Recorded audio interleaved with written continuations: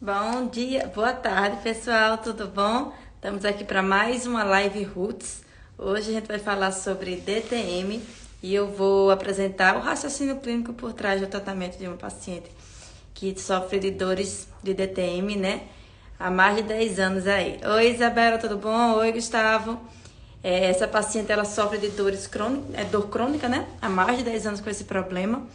Eu já tinha atendido ela há um tempão atrás, e aí ela teve alguns problemas, interrompeu o tratamento e voltou mais ou menos 3 meses, com as dores ainda intensas, porque ela não deu a continuidade no tratamento, e agora que ela voltou com tudo. E aí eu vou trazer o raciocínio clínico por trás do atendimento dela, tá certo? Vocês devem ter visto o vídeo, eu postei lá nos stories, né? O vídeo dela, com os exercícios, e eu quero trazer esse exercício específico que eu mostrei lá no vídeo, que foi esse aqui, ó. Esse exercício aqui. Vamos entender como é que esse exercício aqui ajudou essa paciente a se livrar das dores. Além da DTM, das dores da DTM, ela também tinha dores de cabeça todos os dias, tá? Ela se medicava todos os dias e tinha que ser 2 comprimidos, porque só um não fazia mais efeito. Então, é uma paciente que estava aí num estadozinho bem crítico de dores, e a gente resolveu juntas tentar combater isso aí, e graças a Deus está dando resultado, tá certo? Olá, muita gente entrando aí, tudo bom? Ivânia sempre está por aqui, Ellen, Maria Paula, físio, também entrou. Vem que os físios aqui hoje vão aproveitar bastante dessa live, tá certo? Vamos lá, gente, para não ficar muito longo a introduçãozinha assim, já deu tempo o pessoal entrar. Vamos começar primeiro falando um pouquinho rápido aqui sobre DTM, né? DTM, eu sei que tem algumas pessoas que ainda são graduandas ou se formaram há pouco tempo, então vamos dar essa introdução, né? A DTM nada mais é do que a disfunção da articulação da boca, da ATM, né? Pacientes que têm DTM, eles podem apresentar, na verdade, 2 tipos de DTM, 3, né? DTM muscular, que é quando eu não tenho um comprometimento articular propriamente dito, eu não tenho sinais de artrose quando fazem lá o examezinho de imagem, tá?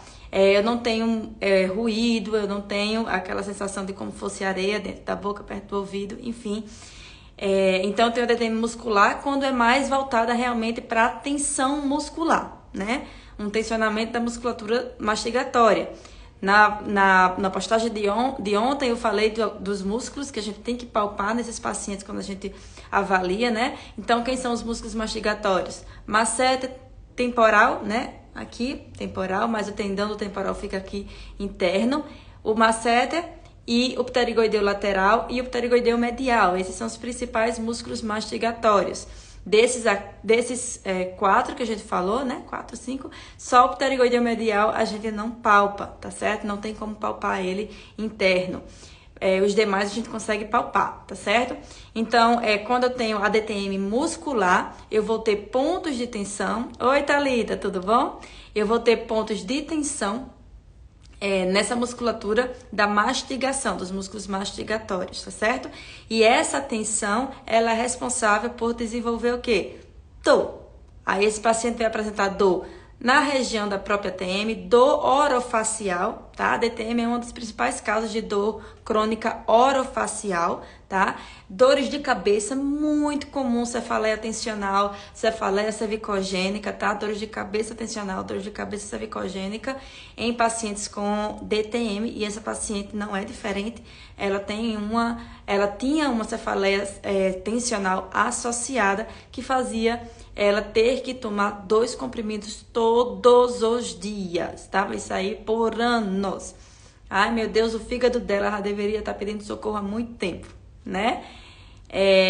Então, os pacientes com DTM muscular têm essas características, tá? Podem também apresentar dor na região aqui dos dentes, porque pontos de tensão, por exemplo, no masseter, eles referem, não irradiam, eles referem dor nos dentes superiores ou inferiores, dependendo da localização dos pontos de tensão. Se eu tiver os pontos de tensão mais aqui na inserção proximal, eu vou ter referência de dor nos dentes aqui molares e premolares superiores. Se eu tiver pontos de tensão mais na inserção distal, eu vou ter referência de dor mais nos dentes inferiores. E tem muita gente que às vezes vai pro dentista achando que tá com dor de dente, que é uma cárie, que é algum problema no dente, e na verdade pode ser só uma dor referida dessa tensão muscular. Tá certo?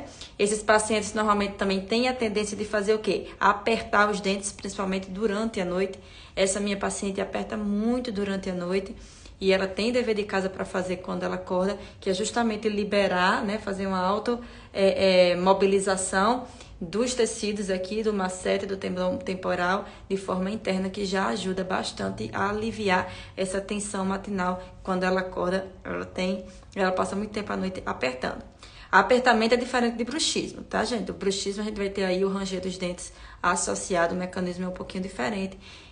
O paciente de DTM muscular, normalmente, ele tem o apertamento. E sim, pacientes que têm bruxismo podem também apresentar DTM, tá certo?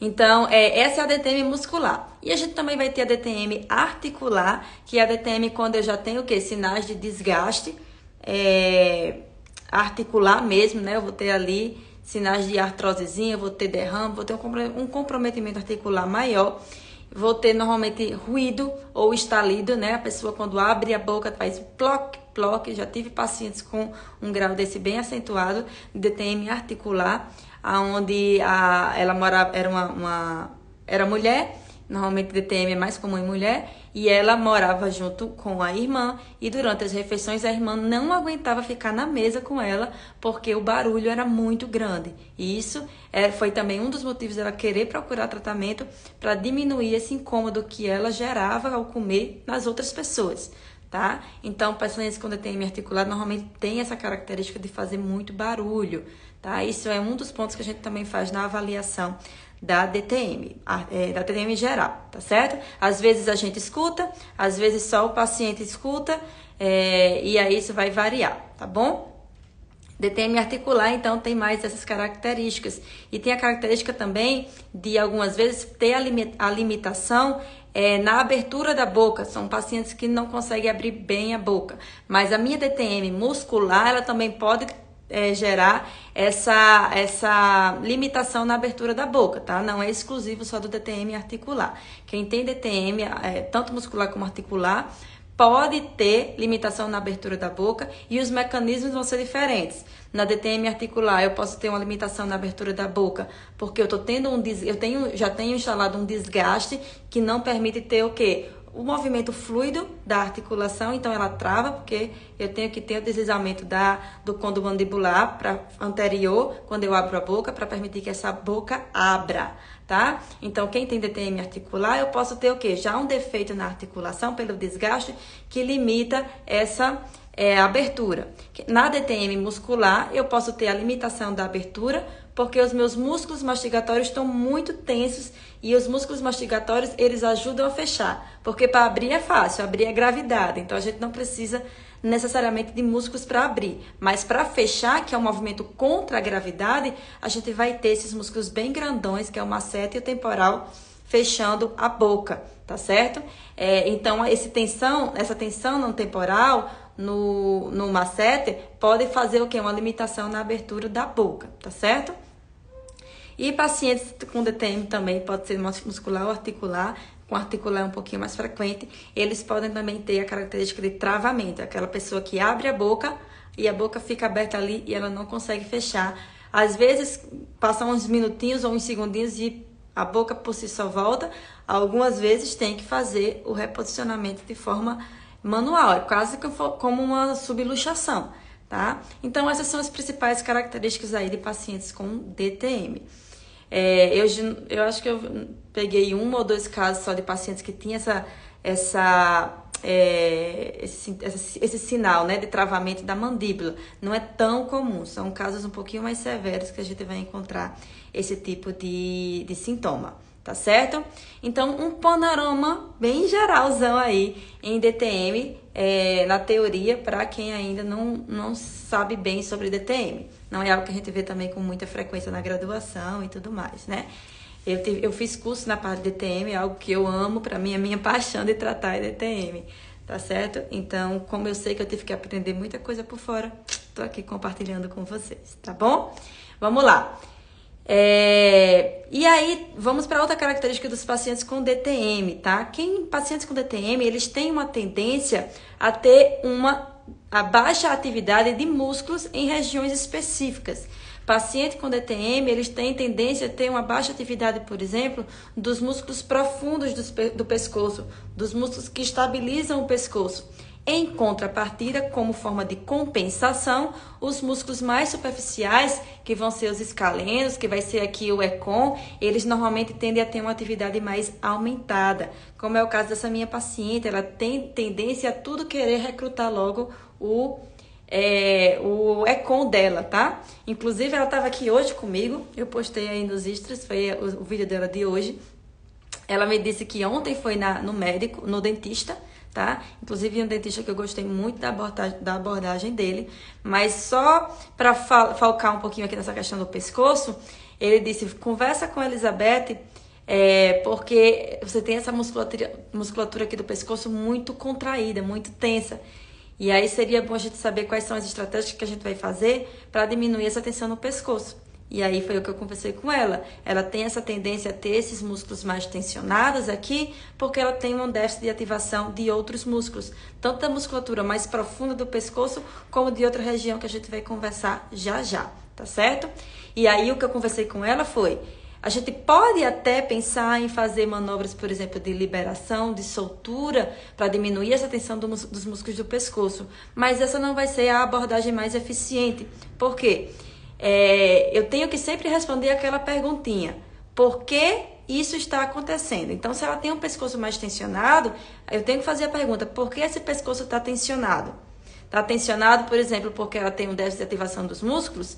Então, não necessariamente só liberar eles vai ser eficiente. Eu tenho que fazer o quê? Ativar aqueles músculos que não estão trabalhando para que eu não tenha essa compensação acontecendo, tá? E foi o que eu disse para ela hoje. A gente vai focar em ativar os músculos para que naturalmente o seu corpo não tenha essa necessidade de acionar esses músculos aqui mais superficiais do pescoço, como o ECOM e o escaleno. Então tá certo. Então é manter com os exercícios. E não é à toa que está sendo eficiente que hoje em dia ela não tem dores, gente. Ou ela teve final de semana passado, porque teve um evento específico que ela precisou participar na organização, foi mais estresse, dormiu tarde, comeu pior, né? Não dormiu o que ela estava acostumada. Obviamente a gente sabe o quanto isso já interfere nas dores, né? O sono principalmente. Então, quando ela está mais estressada e dorme pior, ela tende também a tensionar mais por uma questão emocional associada, tá certo? Mas fora isso, ela não sente mais dores, ela não toma mais medicação e as dores de cabeça que ela tinha todos os dias, hoje ela tem uma vez por mês, 2 vezes por mês. Eu ainda quero diminuir mais, só que isso já foi uma evolução muito grande e obviamente o tratamento ainda não está finalizado porque ela ainda tem déficit de ativação muscular importante, tá certo? Do pescoço e de outro canto que eu vou falar agora, que é a região do tronco. Tá certo? Gente, vocês sabem como eu sou, sabem quanto eu falo, tá? Então, se tiver dúvidas, escreve aqui as dúvidas que a gente vai conversando. Oi, Evaldo, tudo bom? Evaldo é um parceiraço meu, dentista de ponta aqui de João Pessoa, tá? Daqui de João Pessoa, de Campina, né, Evaldo? Então, pronto, gente. Então, pacientes que têm dor DTM, eles também têm uma déficit de ativação da musculatura aqui, ó, do tronco, tá certo? Que é o caso principalmente dessa minha paciente. E esse exercício que eu mostrei lá no vídeo, que eu vou mostrar já já de novo aqui, foi o meu principal foco com ela. Ela tinha muita dificuldade em ativar tronco, ela tinha... De nada, Evaldo. Ela tinha muita dificuldade em ativar membros superiores e controlar o pescoço. A estabilidade do pescoço dela era baixíssimo. E isso tinha uma contribuição enorme para a DTM dela. Por quê? Uma vez que ela não conseguia acionar bem tronco, uma vez que ela não conseguia acionar bem pescoço, ela tinha a tendência de, no dia a dia dela, as atividades do dia a dia dela, seria o quê? Aumentar a tensão na musculatura da boca, na musculatura aqui mais superficial do pescoço, para tentar ajudar essas regiões a ter estabilidade. Tá? Então, uma vez que eu respondo a pergunta, por que eu tenho esse músculo da boca tenso, eu consigo direcionar o meu tratamento e ter um resultado muito mais eficiente do que só liberação. E ela já tinha feito muitas liberações, ela já tinha feito agulhamento, ela já tinha feito um monte de coisa e não surtia efeito, não tinha um efeito duradouro principalmente. Por quê? Porque eu estava só tratando o sintoma, ao invés de tentar entender o motivo do meu corpo estar reagindo daquela forma, tá? Isso faz toda a diferença para você ter um tratamento com resultado e sem resultado. É entender o porquê o corpo está reagindo daquele jeito. Tem um motivo para tudo, tá certo? Então, no caso dessa paciente, o mais grave que eu diria assim, o déficit de ativação maior dela era a nível de tronco. Então, qual foi o meu tratamento com ela? Foi, sim, eu fiz liberação da boca, mandei ela fazer em casa, que eu não ia gastar meu tempo aqui preciosíssimo da sessão com ela, onde eu poderia estar estimulando o corpo dela para fazer liberação, tá certo? Passei para casa para ela fazer o deverzinho de fazer a autoliberação aqui da musculatura da boca toda manhã. Foi a liberação que eu fiz basicamente com ela. Como ela também tinha algumas tensões a nível de barriga, né, a nível de intestino, a terapia manual minha entrou nessa parte visceral também, para eu fazer o quê? Uma soltura, um estímulo para diminuir essa tensão na barriga, tá? Mas o mais importante para ela foi os exercícios para aumentar a atividade do tronco. Aí eu vou mostrar de novo o vídeo dela lá, que é o que tá tá postado esse vídeo. Isso aqui foi no comecinho, quando a gente começou os exercícios. O objetivo era simplesmente ela fazer isso aqui, ó, se levantar com o apoio de uma mão só. Fazer essa transição. Deixa eu voltar de novo lá o primeiro exercício. Olha a dificuldade aqui que ela tinha de sustentar o próprio corpo. Aqui é tronco puro, tá, gente? Para fazer esse exercício. Ela não tinha controle. O corpo dela não sabia o que fazer. A musculatura do tronco dela não acionava como deveria. E ela não conseguia sustentar o próprio corpo, basicamente. E aí, o que foi que eu fiz com ela? Estimulei. Um mês depois, ela estava assim, ó. Fazendo exercícios, a gente percebe o controle principalmente.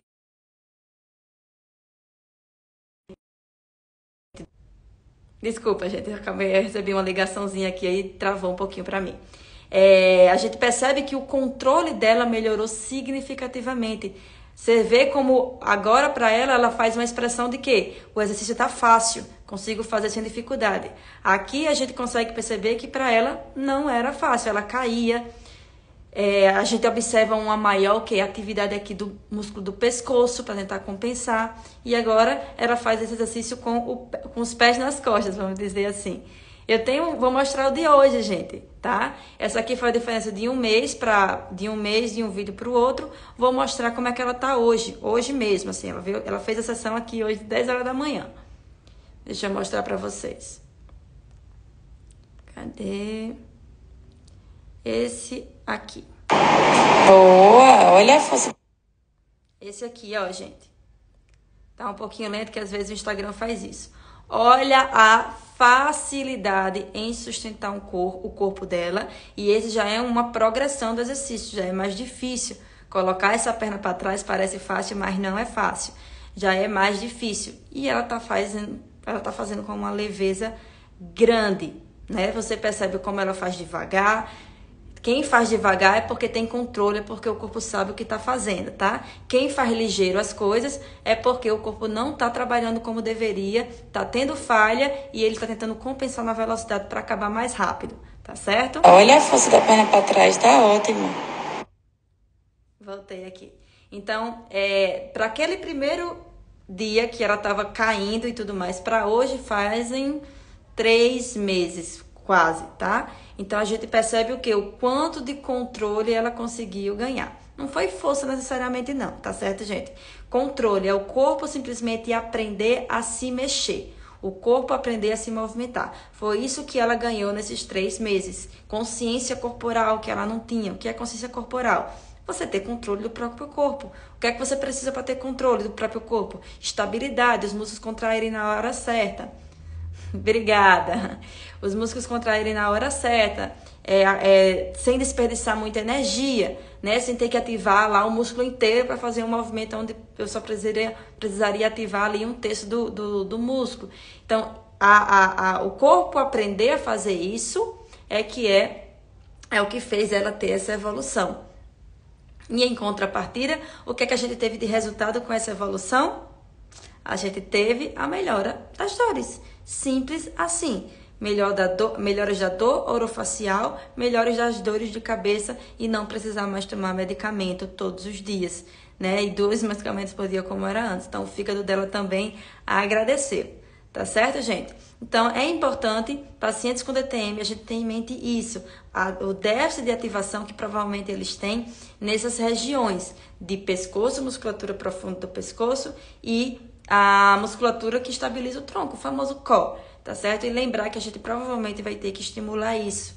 Ela tem uma fraqueza, né? Uma falta de força, de resistência dos braços de membro superior. Ela faz 3 exercícios como ela fez hoje, diz ela vai estar queimando o braço, tá? Então, o nível de resistência dela é baixíssimo.